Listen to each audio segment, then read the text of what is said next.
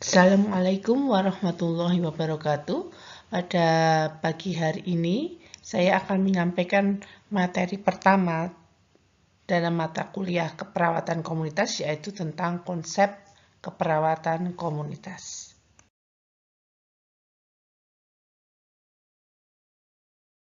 Sebelum kita masuk lebih jauh tentang keperawatan komunitas, terlebih dahulu kita harus mempelajari tentang apa itu komunitas. Komunitas didefinisikan sebagai kumpulan beberapa orang yang saling berinteraksi, ada perasaan memiliki dan persatuan antar anggota dalam kelompok, dan ciri yang terakhir adalah mereka memiliki identitas, norma, nilai, komunikasi, perhatian, kepentingan bersama yang relatif sama secara kolektif. Komunitas dapat dibagi menjadi 3 tipe atau jenis komunitas, yaitu Geographic Community, Common Interest Community, dan Help Problem of Solution Community. Adapun pengertian dari Geographic Community adalah sekumpulan orang yang berada di dalam satu wilayah tertentu yang dibatasi oleh batas-batas geografis.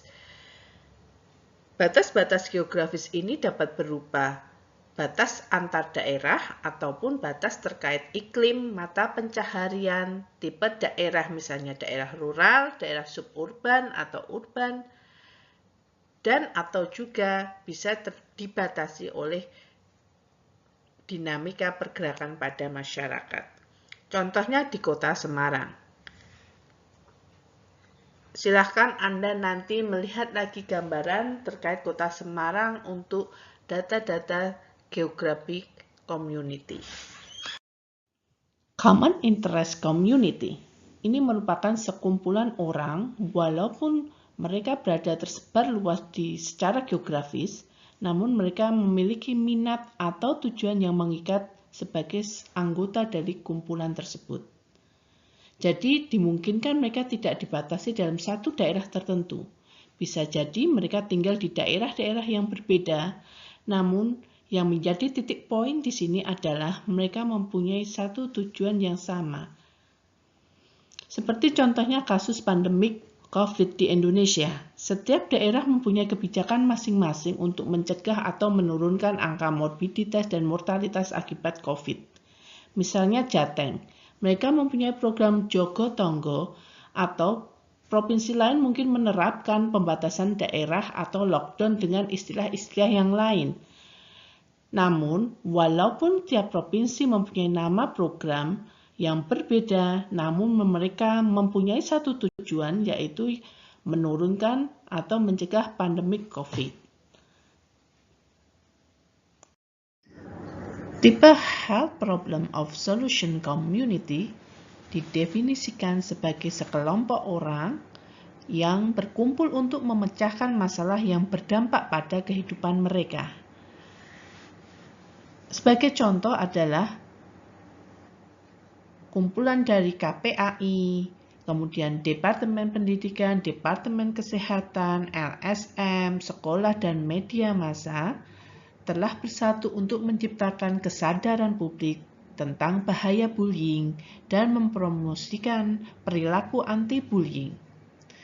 Peran dari Departemen Pendidikan bekerjasama dengan Departemen Kesehatan adalah membuat suatu regulasi atau kebijakan terkait program di sekolah untuk pencegahan bullying. Kemudian untuk KPAI, mereka bisa berperan terkait dengan kegiatan konseling dan membantu korban bullying, ataupun LSM yang terkait dengan mereka melakukan kampanye-kampanye anti-bullying. Sekolah mempunyai peran terkait dengan penyediaan aturan, penyediaan sarana-prasarana terkait sekolah ramah anak dan sekolah anti-bullying.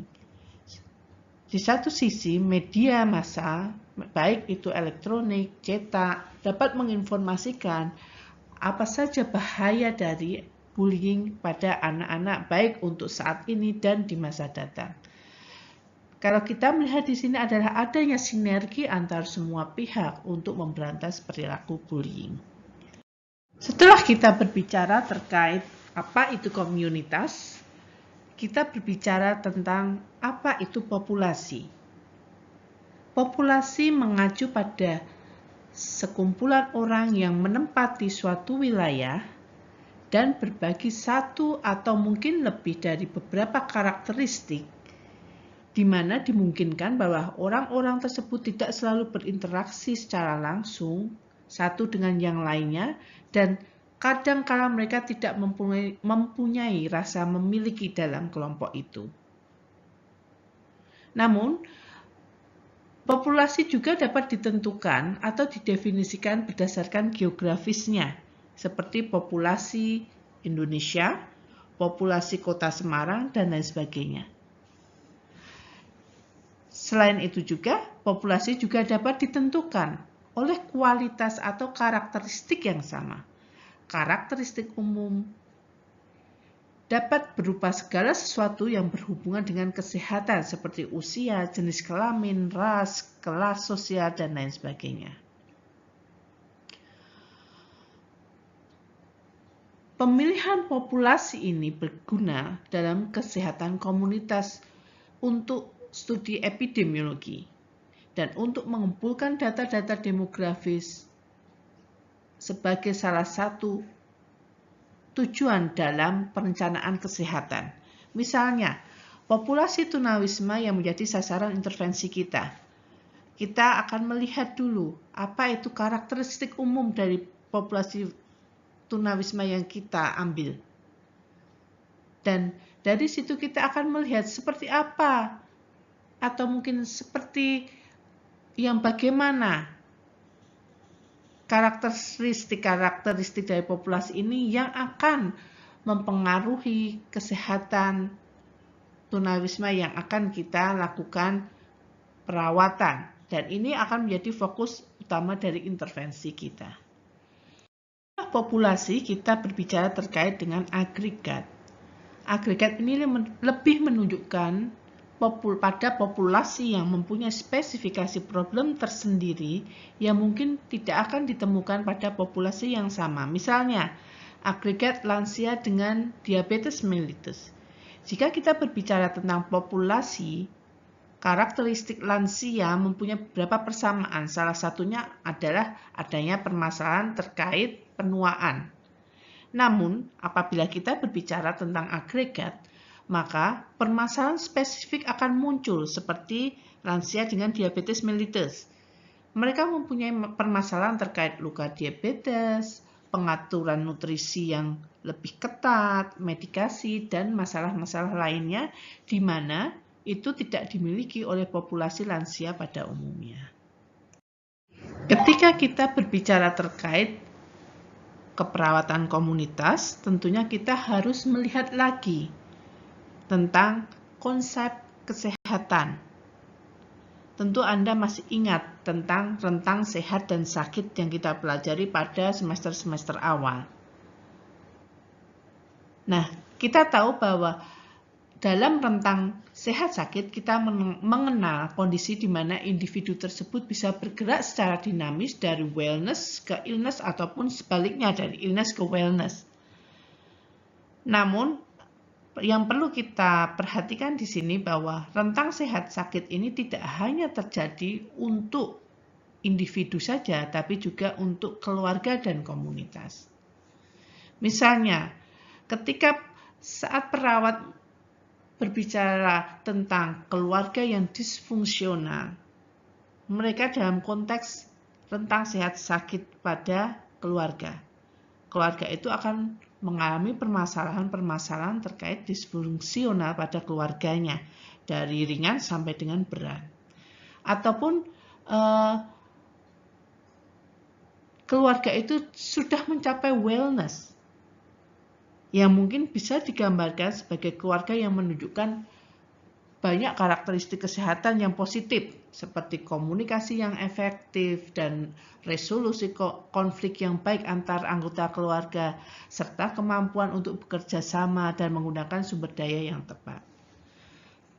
Kalau kita berbicara tentang komunitas sebagai kumpulan orang, dapat dijelaskan dalam istilah derajat kesehatan sebagai suatu penyakit atau sebagai sesuatu hal yang positif, sejahtera, wellness. Jadi kita akan melihat di sini rentang sehat sakit ini akan bergerak maju mundur sepanjang garis kontinum sepanjang hidup. Itu bisa diterapkan pada individu, keluarga, kelompok, ataupun komunitas. Kita masuk dalam inti dari materi ini. Kita berbicara apa itu sih community health nursing. Community health nursing adalah sintesis dari nursing care dan public health care yang diterapkan untuk mempromosikan dan memelihara kesehatan populasi, baik individu, keluarga, kelompok yang berkontribusi total pada populasi. Jadi kalau kita melihat ini, kita tidak boleh menyempitkan arti dari community health nursing hanya untuk kelompok, hanya untuk populasi. Tidak.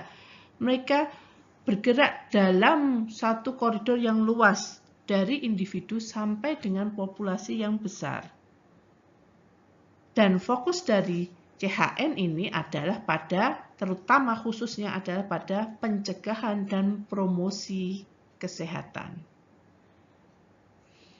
Kalau kita berbicara terkait public health care, ini adalah suatu ilmu atau seni untuk mencegah terjadinya penyakit, memperpanjang usia harapan hidup, dan meningkatkan kesehatan serta efisiensi melalui upaya komunitas yang terorganisir. Upayanya seperti apa sih? Yaitu salah satunya adalah sanitasi lingkungan, pengendalian infeksi menular, pendidikan individu dalam kebersihan pribadi, organisasi medis dan layanan keperawatan untuk diagnosa dini, pengobatan pencegahan penyakit, memastikan orang-orang mempunyai standar hidup yang memadai terkait pemeliharaan kesehatan, sehingga mereka mampu mengatur manfaat ini agar setiap warga dapat menyadari haknya atas kesehatan.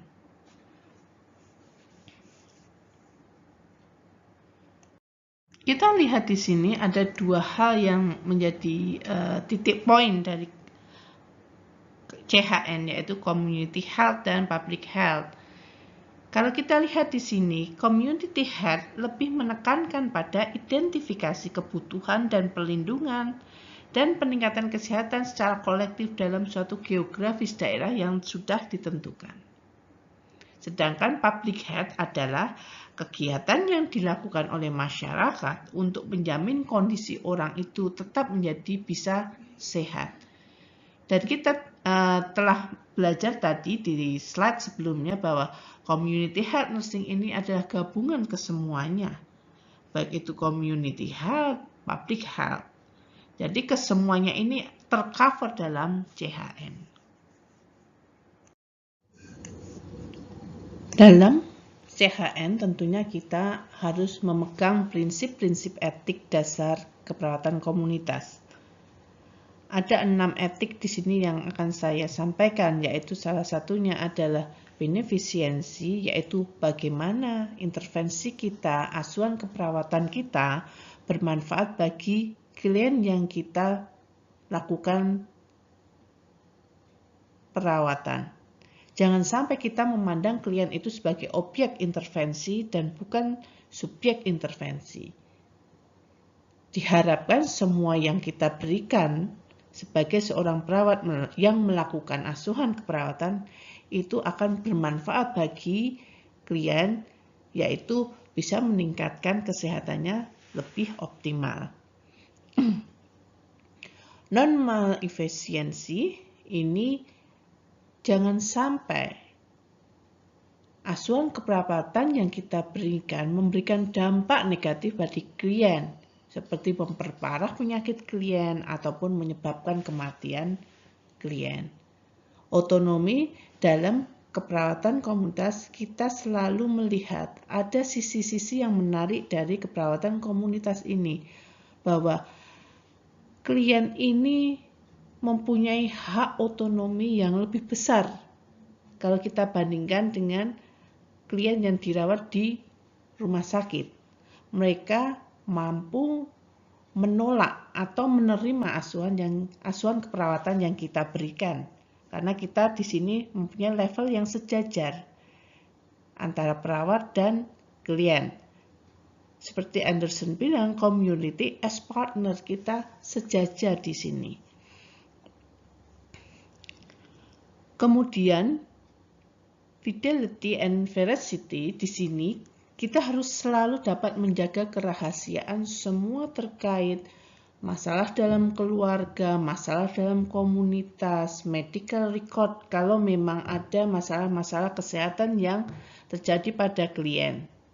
Selain itu, jika keadaan klien memungkinkan dan tidak memberikan dampak negatif pada masalah kesehatannya, kita harus jujur. Masalah apa yang ada dalam diri klien atau dalam masyarakat itu, dan kita wajib menjelaskan secara detail apa saja masalah-masalahnya dan bagaimana solusi yang bisa kita tawarkan. Jangan sampai di sini kita hanya menjelaskan masalahnya ini tanpa memberikan suatu solusi. Ini akan memberikan stresor yang berat bagi masyarakat dan memberikan suatu kepanikan, akhirnya memberikan chaos. Justify, di sini kita tidak boleh membeda-bedakan dalam memberikan asuhan keperawatan pada klien. Kita tidak boleh melihat isu syara sebagai pedoman kita melakukan asuhan keperawatan. Karena itu akan membuat kita menjadi seorang yang tidak adil dalam pelayanan keperawatan. Akuntabilitas di sini bahwa kita harus mau dan mampu menunjukkan hasil kinerja kita untuk dievaluasi oleh orang lain. Seperti contoh, kalau Anda melakukan pembinaan pada suatu daerah di desa, misalnya desa binaan. Di sana kita akan melakukan MW1, musyawarah warga 1, musyawarah warga 2, musyawarah warga 3. Nanti Anda akan belajar apa tujuan dari musyawarah-musyawarah ini. Tapi di sini saya mencontohkan untuk musyawarah warga 3. Dalam musyawarah warga 3 ini tujuannya adalah kita harus mampu mempertanggungjawabkan ke masyarakat. Apa saja kinerja kita selama ini? Bagaimana hasilnya? Misalnya kalau hasilnya tidak bagus. Kenapa hasilnya tidak bagus? Kita harus bisa menjelaskan ke masyarakat apa kendalanya. Dan yang paling penting adalah kita harus dapat mempresentasikan atau mendokumentasikan semua kegiatan kita ini secara baik dan dimengerti oleh masyarakat. Bukan hanya dilihat atau dan dimengerti oleh petugas kesehatan, tidak. Semua orang harus bisa mengerti apa yang kita sampaikan melalui dokumentasi-dokumentasi yang kita buat. Adapun lingkup praktek CHN adalah asuhan keperawatan langsung dengan fokus pada pemenuhan kebutuhan dasar komunitas yang terkait kebiasaan, perilaku, dan pola hidup yang tidak sehat sebagai akibat ketidakmampuan masyarakat beradaptasi terhadap lingkungan internal dan eksternal. Ada 5 strategi praktek pada CHN. 1. Proses kelompok. Pada proses kelompok ini, salah satu contohnya adalah pengembangan SHG, Self Help Group, pada lansia dengan hipertensi.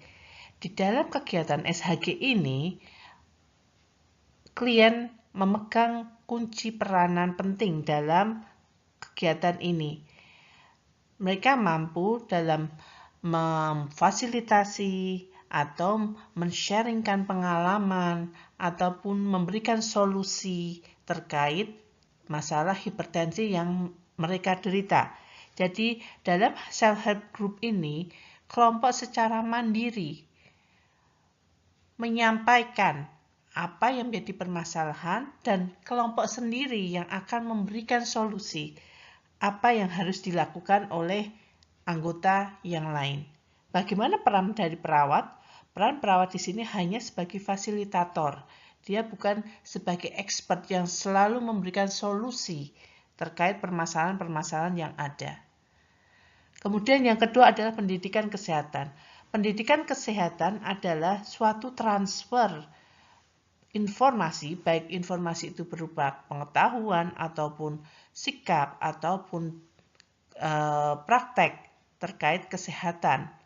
Namun yang perlu ditekankan di sini, dalam pendidikan kesehatan, perawat memegang kunci yang penting dalam mentransfer ke semuanya itu. Dia harus lebih aktif daripada kita bandingkan dengan proses kelompok yang tadi.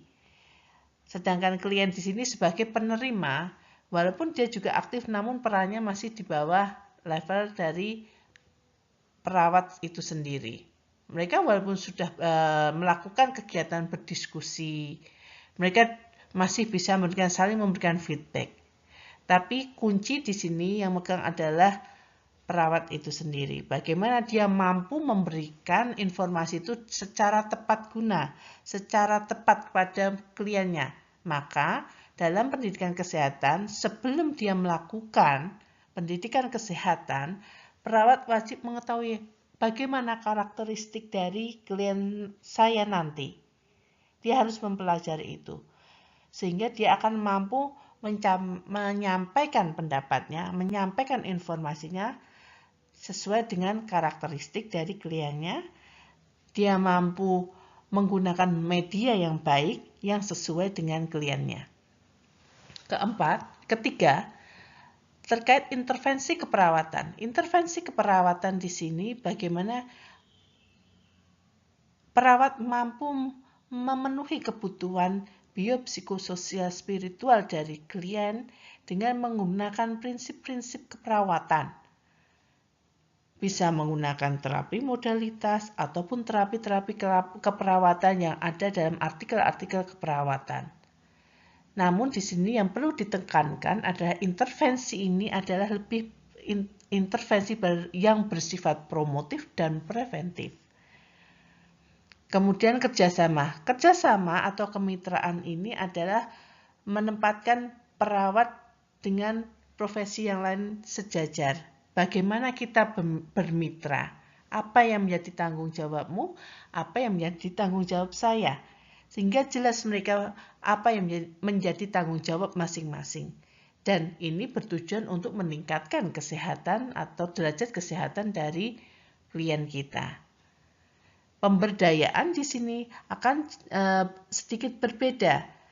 Pemberdayaan ini berguna agar nantinya masyarakat ini akan mandiri untuk melakukan aktivitas atau perilaku kesehatannya. Namun, dalam pemberdayaan ini, pada fase-fase awal pemberdayaan, peran dari petugas kesehatan ini lebih menonjol daripada peran klien atau masyarakat. Namun, semakin lama, semakin jauh, akhirnya proses ini akan menjadi terbalik. Secara idealnya, dalam pemberdayaan pada proses-proses akhir, masyarakat mempunyai peran yang lebih aktif daripada peran dari perawat itu sendiri. Perawat di sini nanti hanya sebagai fasilitator saja. Ada 7 peran perawat komunitas di sini, yaitu clinical, educator, advocate, researcher, manager, collaborator, dan leadership.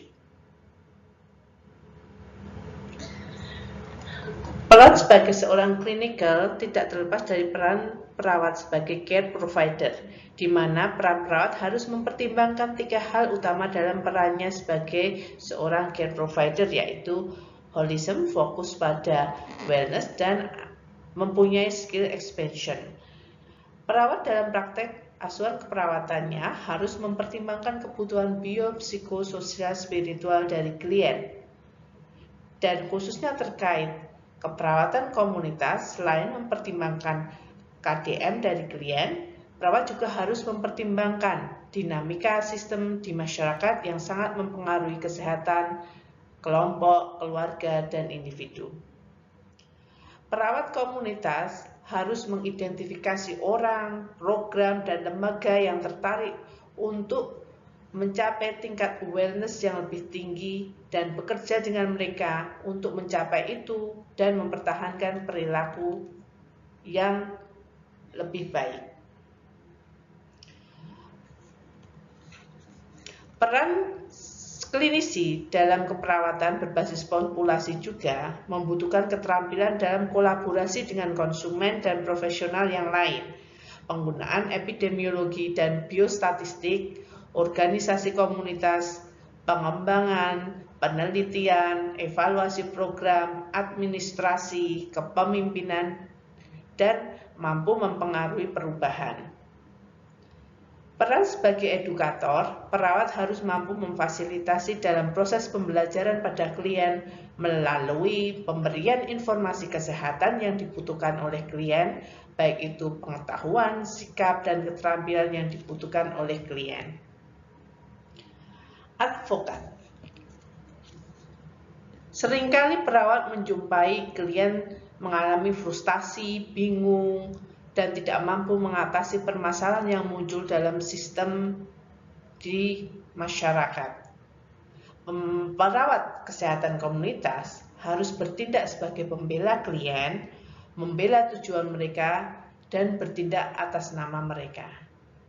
Klien mungkin membutuhkan seseorang untuk menjelaskan layanan apa yang diharapkan dan layanan mana yang harus mereka terima, untuk membuat rujukan sesuai kebutuhan, dan untuk menerima surat kepada penyedia layanan kesehatan. Mereka membutuhkan seseorang yang membimbing mereka melalui kompleksitas sistem dan menjamin kepuasan kebutuhan mereka. Hal ini seringkali kita dapatkan pada kelompok-kelompok minoritas ataupun kelompok-kelompok yang rentan dan miskin. Sebagai seorang manajer, perawat menjalankan arahan administratif menuju pencapaian tujuan yang ditentukan dengan menilai kebutuhan klien, perencanaan, pengorganisasian untuk memenuhi kebutuhan tersebut, mengarahkan dan memimpin untuk mencapai hasil, dan mengontrol serta mengevaluasi kemajuan untuk memastikan bahwa tujuan tersebut telah terpenuhi.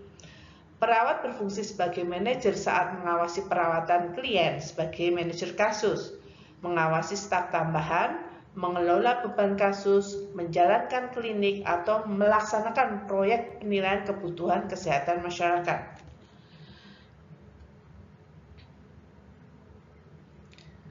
Dalam setiap contoh, perawat menjalankan 4 fungsi dasar yang membentuk proses manajemen. Proses manajemen seperti proses keperawatan menggabungkan serangkaian aktivitas atau fungsi pemecahan masalah seperti perencanaan, pengorganisasian, pemimpin, dan mengendalikan serta mengevaluasi. Kegiatan ini berurutan, namun juga terjadi secara bersamaan untuk mengelola tujuan layanan kesehatan. Kolaborator. Perawat kesehatan komunitas jarang bekerja sendiri. Mereka harus bekerja dengan banyak orang, termasuk klien, perawat lain, dokter, guru, pendidik kesehatan, pekerja sosial, terapis, ahli gizi, psikolog, ahli epidemiologi, ahli statistik, pengacara, dan lain sebagainya. Dan konsekuensinya sebagai anggota dalam tim kesehatan atau tim program, perawat kesehatan komunitas harus bekerja sama dalam teamwork, bekerja sama sebagai mitra. Karena keberhasilan praktek di masyarakat, khususnya praktek kesehatan, tergantung pada multidisiplin ini, juga terkait kolegialitas dan kepemimpinan. Contohnya seperti adanya program terkait permasalahan narkoba di kalangan siswa. Seorang perawat memperhatikan adanya peningkatan insiden narkoba di sekolahnya.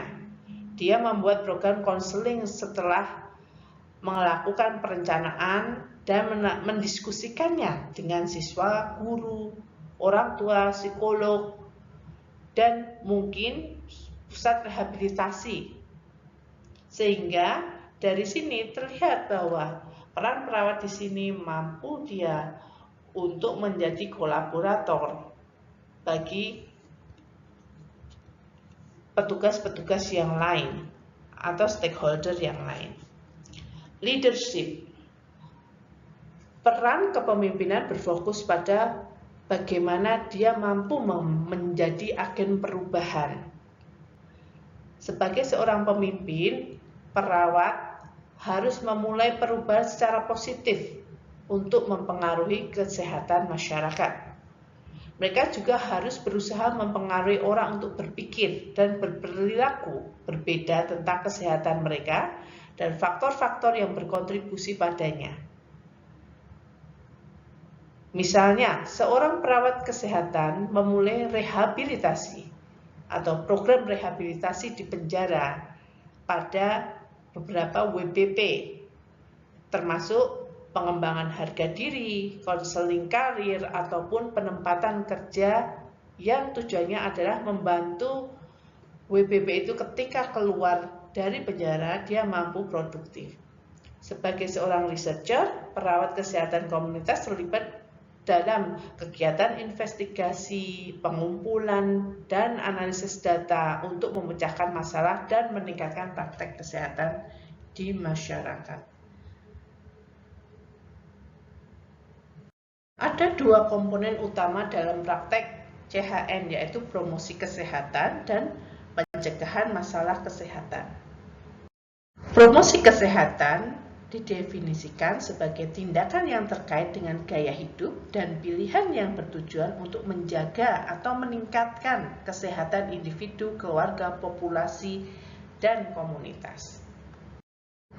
Upaya dari promosi kesehatan terdiri atas 3, yaitu meningkatkan rentang hidup sehat bagi seluruh warga negara, kemudian kedua, mengurangi kesenjangan kesehatan antar kelompok dalam penduduk, ketiga adalah mencapai akses ke pelayanan pencegahan untuk semua orang.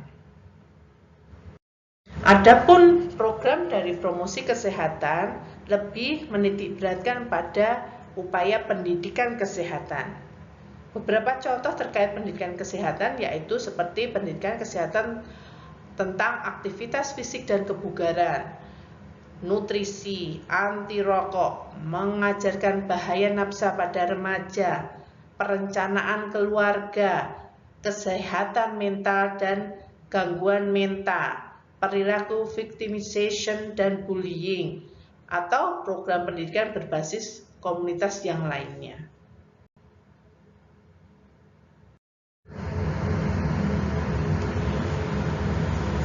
Yang kedua, selain promosi kesehatan, kita mengenal tentang prevention atau pencegahan masalah kesehatan. Prevention ini tujuannya adalah untuk mengantisipasi dan menghindari masalah atau menemukannya sedini mungkin untuk meminimalkan potensi kecacatan atau gangguan masalah kesehatan. Terdapat 3 level prevention dalam keperawatan komunitas, yaitu primer, sekunder, dan tersier. Kita akan membahas satu persatu di slide berikut. Pencegahan primer. Pencegahan primer ini merupakan upaya yang dilakukan sebelum atau mencegah terjadinya masalah kesehatan. Pencegahan primer ini biasanya ditujukan pada populasi yang umumnya sehat dan yang belum mengalami masalah kesehatan atau penyakit atau disfungsi.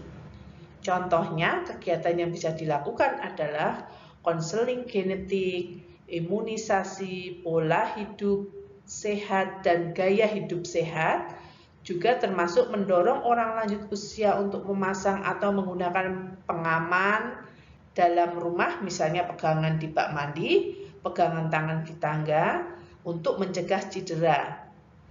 Kemudian mengajarkan pada kelompok dewasa muda terkait perilaku gaya hidup yang sehat, sehingga mereka mampu mengadopsi perubahan tersebut seumur hidup yang berguna untuk dirinya dan juga anak-anak mereka. Atau bekerja melalui dinas kesehatan setempat untuk mengendalikan atau mencegah penyakit menular seperti rubella, poliomielitis, atau varicella dengan menyediakan program imunisasi secara teratur. Pada pencegahan tahap sekunder, pencegahan ini berusaha untuk menemukan masalah kesehatan pada titik ketika intervensi dapat mengarah pada pengendalian atau pemberantasannya. Upaya untuk mendeteksi dan menangani masalah kesehatan yang ada pada tahap sedini mungkin ketika penyakit atau gangguan sudah ada. Contohnya di sini adalah program screening hipertensi dan kolesterol di masyarakat dapat membantu mengidentifikasi individu beresiko tinggi dan mendorong pengobatan dini untuk pencegahan serangan jantung atau stroke. Contoh lain seperti mengajarkan pemeriksaan payudara dan testis sendiri, mendorong mamogram secara teratur dan pap smear untuk deteksi kemungkinan kanker dan pemeriksaan kulit untuk tuberkulosis pada bayi usia 1 tahun dan secara berkala sepanjang hidup dengan frekuensi yang meningkat untuk kelompok risiko tinggi.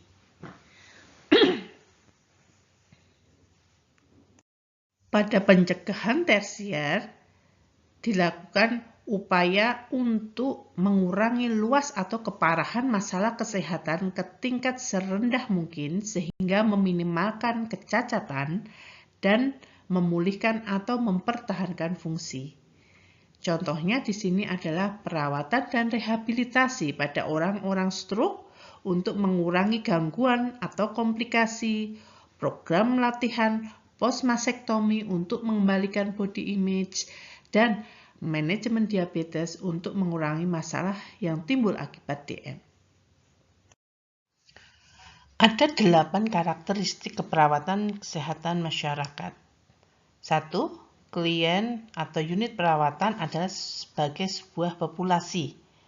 Kedua, kewajiban utama dari keperawatan komunitas adalah mencapai kebaikan yang optimal untuk sejumlah besar orang atau populasi secara keseluruhan.